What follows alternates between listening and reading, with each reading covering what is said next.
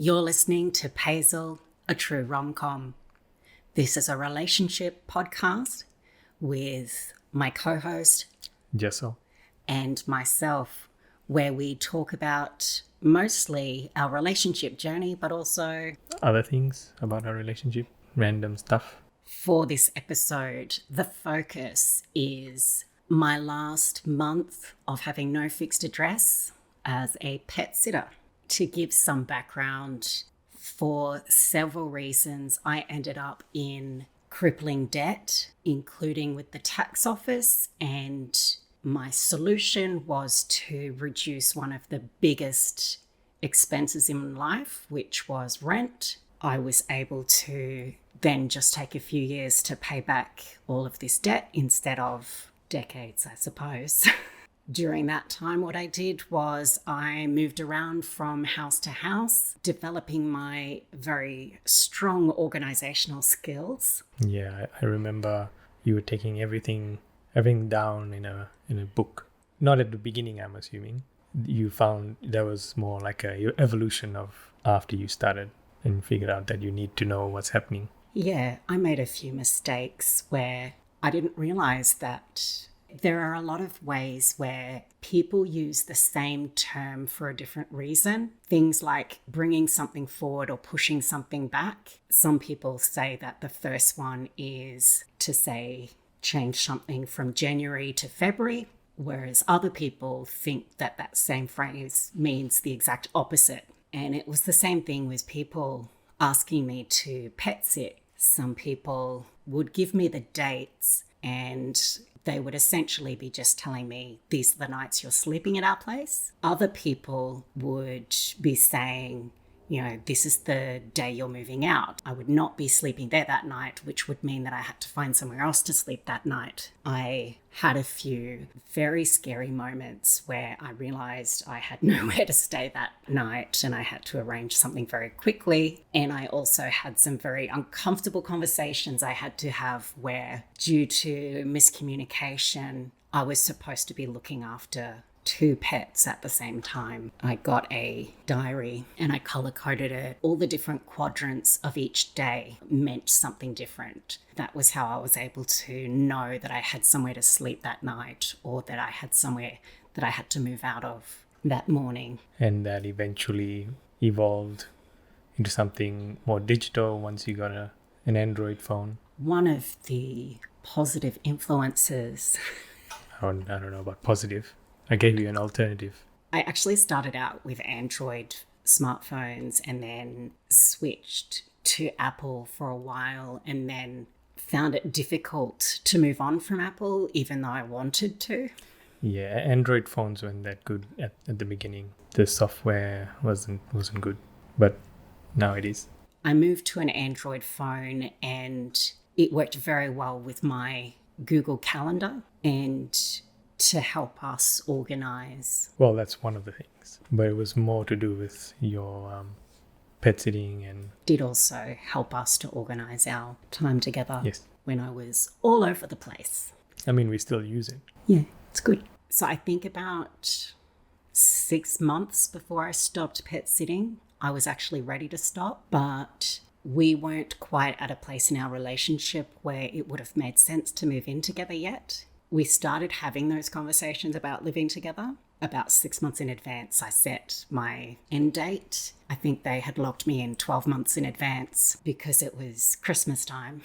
There were a few people who would book my services as a pet sitter a long time in advance at popular holiday periods to make sure that nobody else would get me. I had decided that I was going to finish up pet sitting. I was well and truly exhausted at that point. I had been living a very busy life for far too long. And on top of that, and this is particularly relevant with the last pet sitting gig, a lot of pets would interrupt my sleep. My mental health deteriorates very quickly if I don't get good quality sleep. Yes, I agree. This last pet sitting gig was looking after a dog that slept on the bed I could not get a good quality sleep for the entire time that I was there. The dog moves around, makes noises, just a lot of things I'm not used to. I think we were already feeling quite nervous about moving in together. Also trying to find a good place to move to. And I was super sensitive because I had not been sleeping very well for quite a while. I wanted that whole time of my life to be over. I was so exhausted. I was sick of the constant disruptions to life and how just constant change all the time. And I was very much looking forward to just being able to move in with Jessal, have a nice quiet life. This was, continue. I have no idea where you're going with this. You don't have to know where I'm going. You can jump in at any time. No, I know where you're going. It's funny when you say it, though. This was December 2019 and January 2020. I was looking forward to 2020 being the year that I could finally rest. Yes. And I would think anybody listening to this podcast can have a little giggle at me thinking that because the entire world erupted into chaos with a pandemic. I mean, technically it was already starting by the time we were looking for a place. It just hadn't reached Australia yet. Something I was very happy about, though, is that we had already made the decision to move in together. We weren't forced into that situation. I'm also very glad that I wasn't pet sitting when the pandemic hit Australia. Without any other choice. That would have been far too complex for me to work out. I don't think it would have been possible. I think I would have ended up crashing at your place. Oh, I thought you meant like before you met me, like if that had happened while you were doing that. I'm only living in the timeline where I met you, so that's what I'm talking about. It's still the same timeline. I'm just saying before you met me. So it would have been more complicated because you wouldn't have had the option of having that backup where you could stay with me, where I stayed before. Yeah. So you would have had you wouldn't have been able to do the pet sitting and had to find your own place. That's what I was talking about. I'm not talking about timelines. It's still one timeline. I'm always talking about timelines. And the end of the world. It's the end of the world. Yeah. So you can continue where you were. I don't know where you were. I don't know where I was going with it. It was good that we had made the decision. That's where you were. For that last pet sitting gig, Jessal came and helped me a little bit. It was a cute dog. Yeah, super cute dog. And very energetic. And very smart. Very smart. I had looked after this dog before when he was 9 months old, and the owners had sort of set up the apartment so that the dog had to be in this particular spot during the day. Every day I would get home and the dog would be looking up at me, just grinning from outside the boundary.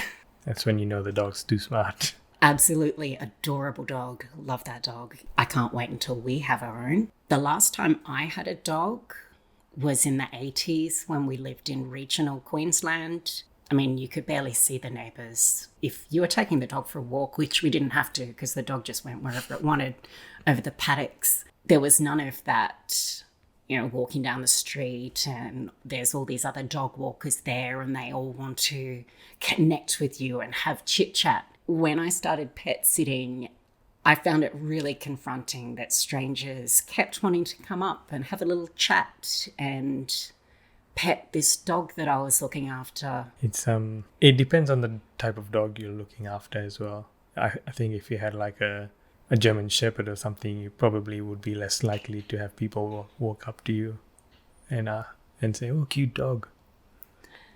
More incentive for us to get a German Shepherd. Labrador, Golden Retriever, friendly looking dogs. What's the other one? Oh, yeah, Border Collie. Yeah, still friendly. I don't know where I was going, but yeah. I definitely like the idea of having a dog that doesn't encourage strangers to approach me. Yes. That said, I have really become used to making those conversations, and I've done a lot of work in the past decade of having conversations with people that I've never met before. My other podcast series, Listen More, has involved me chatting with people around the world who I've never met before and just diving into a conversation and interviewing them, which actually seems less confronting to me than being approached at a park when I'm walking a dog. Mm-hmm. Yes. I mean, there's a physical distance when you're interviewing someone via video call. Yeah. I don't think I would ever do this. I've never been in a situation where I would do this, but there is this safety of, oh, whoops, end call. I was more talking about the physical threat rather than anything else. But yeah, I mean, you can end the call if you're feeling unsafe or had enough of chatting. Yeah, but it would be problematic because they know who you are. And if there's a random person walking up to you, you can just run away and they won't know who you are. I don't know about that. I think They know you. that's not the part, the running away part, especially if I was in a situation, and when I was pet sitting, this was always the case, was I was in places where I would have to be repeatedly and faces became familiar. Mm-hmm. People would be out walking in this alternate timeline that you're talking about, where Me? yeah.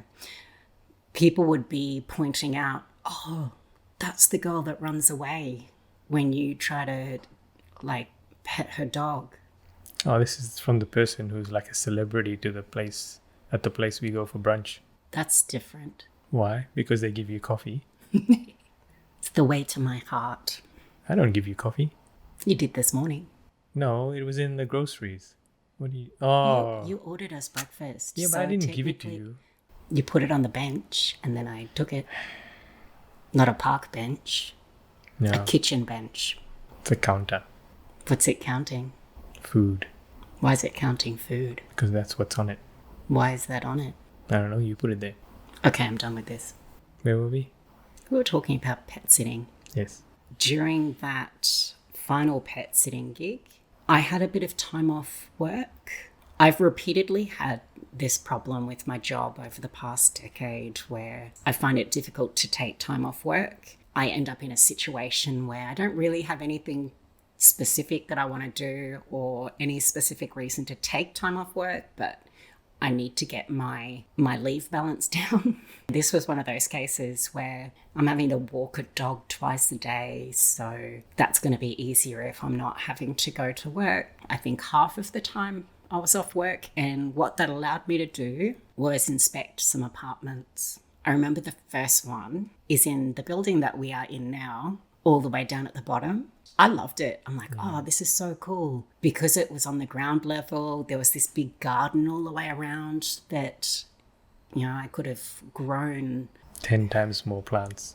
Yeah, lots. But when I asked about the length we could stay, it was a 3-month lease. For me, the thought of moving to a place for some stability and then moving again in 3 months, that just didn't make sense at all. Yeah, because they didn't give you an option of, or us an option of saying, after 3 months you can still say renew the license and stay on for another 3 months or whatever. It was basically that. Then that's the length. 3 months before the owners were going to move back in, I guess they were hopeful that someone would want to live there for 3 months. Unless the previous people who were staying there left earlier than their lease ended, and they were looking for someone to take over that lease.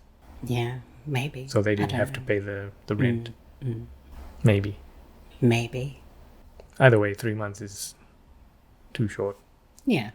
I mean, also, if we had taken it and then the pandemic happened, we'd be stuffed. Yeah, I do often think about how many things worked out for us just before the pandemic hit to be less negatively impacted than if our situation had been what it was prior. If we had taken that 3 months and then there were lockdowns and you couldn't even inspect properties. They hadn't sorted out virtual inspections yet.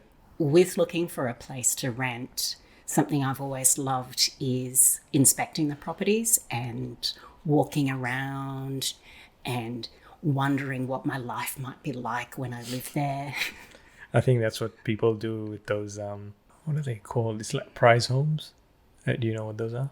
It's like it's like a lottery sort of thing where you pay for a ticket or whatever, and if you do win, you get the house or something, or a share of the house or something like that. So before you buy the ticket, you would inspect the place? You have to get the ticket so you can inspect it. I can't remember. I only been to one. Went with my uncle. I can't remember where it was, but it was pretty big. Yeah, it was interesting. It's like those those cars they have in the malls where you buy a ticket or whatever they sell you, and you might win the car. I think it's similar to that. Okay. I do wonder what the point of those things is. I have no idea. I don't have my phone with me, so I could have searched it. Yeah, so you inspecting places, you like doing that? Yeah. The apartment that we're in right now, I inspected that. Did I take photos of this one? Or I think, no, I didn't take photos because it was basically the same apartment, but on a different level. Oh, I don't know. Very much the same. The only thing was kitchen and laundry were set out slightly differently because on the ground floor there was a door that went out the back, whereas for our apartment the door's out the side. And yeah, I said to you, I'm like, oh, it's basically the same place. Should we apply for it? Yeah. Yeah. There was all this stress about furniture because it's like a temporary thing for us. We're just renting while we save to get something a bit more permanent. It made sense to get a furnished place. So, had washer, dryer, fridge, bed, that sort of thing. And I couldn't remember if there was a sofa. Oh, yeah. I mean, it does fade into the background, I guess. I don't know. The color. I forgot about that. I remember you reached out to the agent. Yeah. And I think the reply was, oh, Paige saw the apartment. Yeah. Because as I was getting the tour, I remember being told, oh yeah, that's going to be here, that's going to be here, that's going to be here. And I didn't really take any of that information in. Were you thinking, oh, that's a good place to put a plant, that's a good place to put a plant? You're laughing now, but I think it's true. It took us a while to figure out what we needed to buy, like all the kitchen utensils and stuff. We were quite organised in some ways. A lot of things that we knew that we needed or wanted, we ordered beforehand and had it delivered to your old place. So we just carried it across. Which is just up the road from here, so... That was convenient. Well, that was one of the terms of finding a place, was that it had to be near the other place. What terms, eh? What would you call it? A condition? Prerequisite. Prerequisite. How is that not as harsh a word as terms and conditions? I don't know. What else was there? You're the lead host. Lead host? Yes. Wow. I don't know about that. What do you mean? This is the podcast you do. You're my co-host for this series. Yeah, but you're the lead host. I don't know about that. I do. Everyone knows. Can you grab the book for a second? For anyone watching on YouTube, here you go. Is it visible? Yeah. For anyone who is just listening to the audio, this is part of the second Paisal book comic thing. At the top it says, while Paige was on her last ever pet sitting gig, Jessal was only too happy to help out. Me and Jessal holding hands, there's a dog. I've got a happy expression and I'm saying, Jessal, can you please pick up the dog poop? And there's a steaming pile of poo that Jessal's looking horrified at. I never did pick up poo. I did ask, but I had to pick up the poo. Yes. Wait, what? That was all. You look. Moves forward very quickly. I guess this one is on the next page. It says that we moved in together, and I say, now I can take lots of cuttings and grow them on a balcony. And Jessal says, And you'll have room for a proper jumper. because he thought my see-through jumper wasn't proper before that. I didn't think I know. The next page says, they made many purchases to start their life together. So it's got us outside some shops, holding lots of bags, which isn't quite how it happened. And there's Zeds coming out of our heads to say that we're sleepy, but we don't look sleepy at all. Yeah. Because it's the first time, well, second time I ever made a comic. So, hey, what do you want from me? I'm not a comic animation person.